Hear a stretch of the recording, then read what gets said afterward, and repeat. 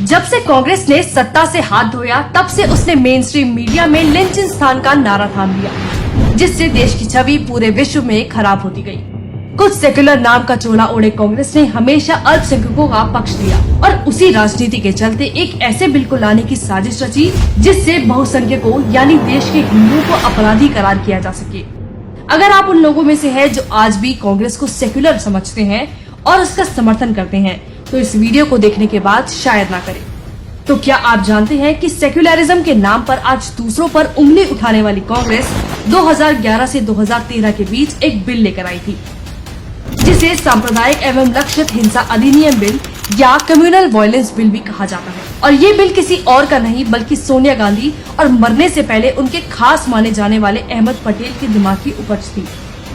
इस बिल को सबसे पहले 2005 में लाया गया, जिसमें साफ तौर पर लिखा था कि किसी भी सांप्रदायिक दंगे में पीड़ित केवल अल्पसंख्यक ही माने जाएंगे, जो कि हमेशा से ही कांग्रेस का वोट बैंक है।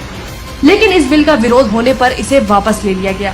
पर कुछ साल बाद यानी 2011 में एक कमेटी का गठन हुआ और इस बिल में कुछ बदलाव किए गए। और एक बार फिर 2013 यानी 2014 चुनाव से ठीक पहले अल्पसंख्यक वोट को रिझाने के लिए कांग्रेस द्वारा बिल को फिर से लागू करने की कोशिश की गई।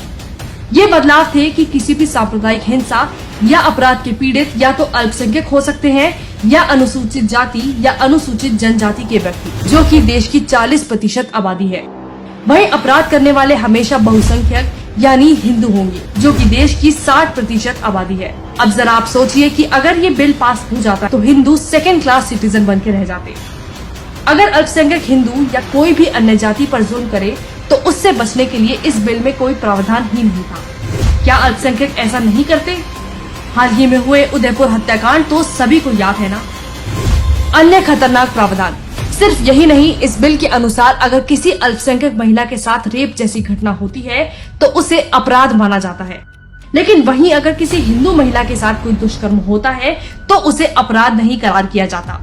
वहीं अगर अल्पसंख्यक किसी हिंदू की जमीन खरीदना चाहता है और अगर हिंदू इनकार कर देता है तो ये भी अपराध माना जाता। क्या ये बिल किसी निर्दोष हिंदू को झूठे मामले में फंसाने का हथियार से कम नहीं था? आखिर क्यों कांग्रेस ऐसे बिल को लाना चाहती होगी, वो समझने वाले समझ ही गए होंगे। चालबाजी की हद देखें। जिस खास समुदाय की रक्षा के लिए ये बिल लाना चाहती थी, उसे कांग्रेस ने साजिश के तहत समूह का नाम दिया और इस समूह के बहुसंख्यक यानी हिंदुओं को कोई जगह दी ही नहीं और ये मान लिया गया कि हिंदू ही दंगा करते हैं और हिंदू ही अपराधी हैं। अब ऐसे में ये कहना बिल्कुल गलत नहीं होगा कि कांग्रेस पार्टी दोषियों को सजा देने में कम, बल्कि इस बिल की आड़ में हिंदू आतंकवाद की प्रोपेगेंडा को बढ़ावा देने के ज्यादा प्रयास कर रही थी। जबकि इस बिल का असली मकसद किसी भी तरह की सांप्रदायिक हिंसा को रोकना होना चाहिए था, न कि लोगों को अल्पसंख्यक और बहुसंख्यक में बांटना जो सांप्रदायिकता को बढ़ावा दे। चलिए साथ ही आपको बता देते हैं इस बिल को ड्राफ्ट करने वाले कौन थे। ये थे देश के हिंदू विरोधी, विदेशी ताकतों की कठपुतली और एंटोनिया माइनो के चमचे। ये वो लोग थे जो लाखों के विदेशी फंड के जरिए देश में आग लगाने का काम करते हैं।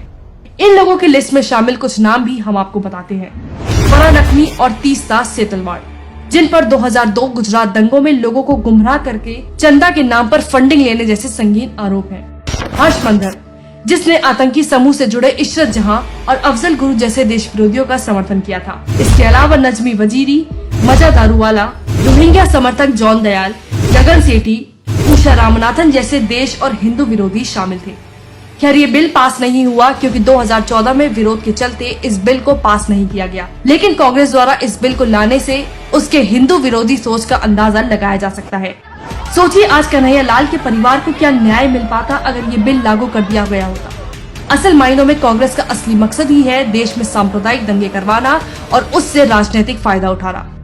अगर हम देश की एकता चाहते हैं तो ऐसे हानिकारक बिल से बचना होगा और सेक्युलर नाम का चोला ओढ़ने वाली कांग्रेस को हमेशा के लिए नजरअंदाज और खत्म करना होगा।